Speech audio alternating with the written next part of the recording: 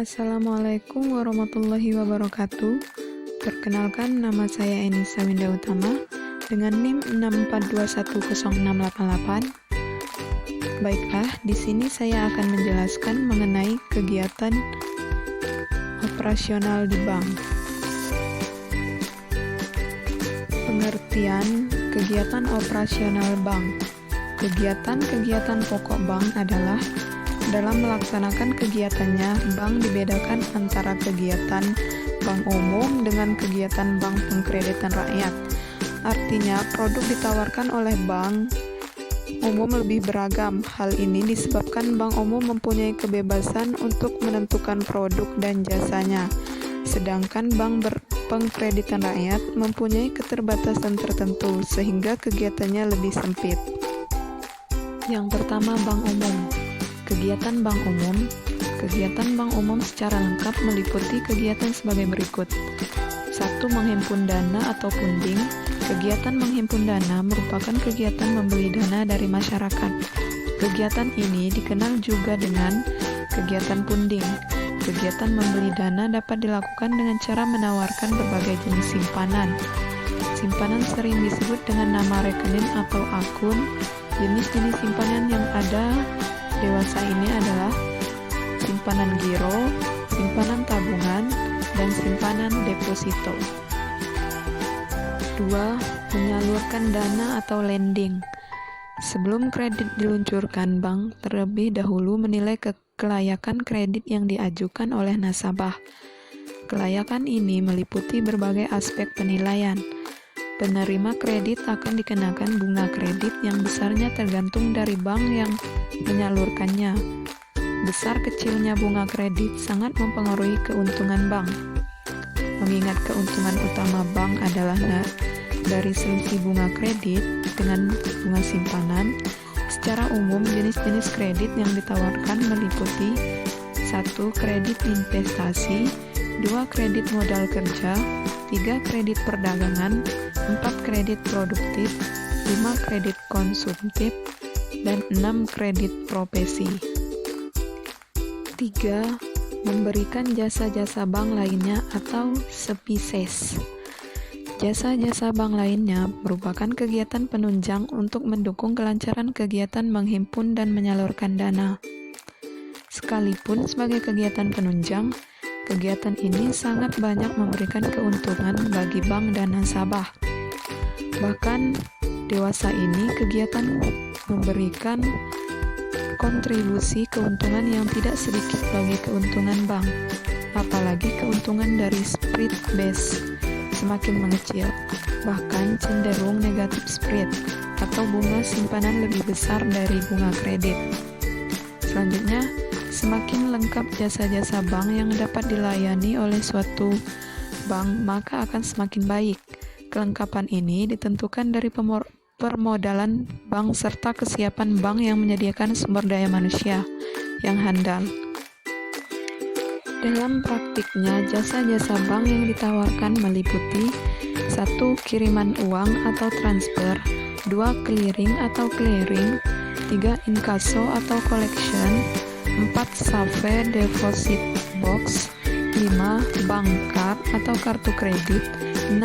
Banknote, 7. Bank garansi, 8. Bank draft, 9. Letter of credit atau LC, 10. Cek wisata atau traveler's cheque.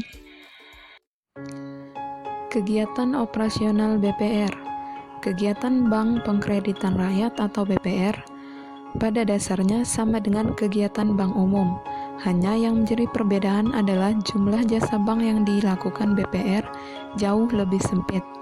BPR dibatasi oleh berbagai persyaratan, sehingga tidak dapat berbuat seleluasa bank umum. Keterbatasan kegiatan BPR juga dikaitkan dengan misi pendirian BPR itu sendiri. Dalam praktiknya, kegiatan BPR adalah sebagai berikut. Kegiatan BPR menghimpun dana hanya dalam bentuk 1. Simpanan tabungan, 2. Simpanan deposito, menyalurkan dan dalam bentuk kredit investasi, kredit modal kerja, kredit perdagangan. Karena keterbatasan yang dimiliki oleh BPR, maka ada beberapa larangan yang tidak boleh dilakukan BPR. Larangan ini meliputi hal-hal sebagai berikut. 1. Menerima simpanan giro. 2. Mengikuti miring. 3. Melakukan kegiatan valuta asing. 4. Melakukan kegiatan perasuransian. Bank campuran dan bank asing. Kegiatan bank campuran dan bank asing.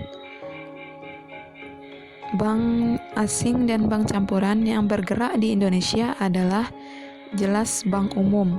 Kegiatan bank asing dan bank campuran memiliki tugasnya yang sama dengan bank umum lainnya. Yang membedakan kegiatannya dengan bank umum milik Indonesia adalah mereka lebih dikhususkan dalam bidang-bidang tertentu dan ada larangan tertentu pula dalam melakukan kegiatannya. Kegiatan bank asing dan bank campuran. Adapun kegiatan bank asing dan bank campuran di Indonesia dewasa ini adalah 1. Dalam mencari dana bank asing dan bank campuran juga membuka simpanan giro dan simpanan deposito. Namun dilarang menerima simpanan dalam bentuk tabungan. 2. Dalam hal pemberian kredit yang diberikan lebih diarahkan ke bidang-bidang tertentu saja, seperti dalam bidang perdagangan internasional, bidang industri dan produksi, penanaman modal asing atau campuran, dan kredit yang tidak dapat dipenuhi oleh bank swasta nasional. Sedangkan khusus untuk jasa-jasa bank lainnya juga dapat dilakukan oleh bank umum, campuran, dan asing sebagaimana layaknya bank umum yang ada di Indonesia seperti berikut ini. 1. Jasa transfer, jasa miring, jasa inkaso, jasa jual beli valuta asing, jasa bank card atau kartu kredit, jasa bank draft, jasa safe deposit box, jasa pembukaan dan pembayaran LC, jasa bank garansi, jasa bank note, jasa jual beli travel card, dan jasa bank lainnya. Macam-macam kegiatan operasional bank.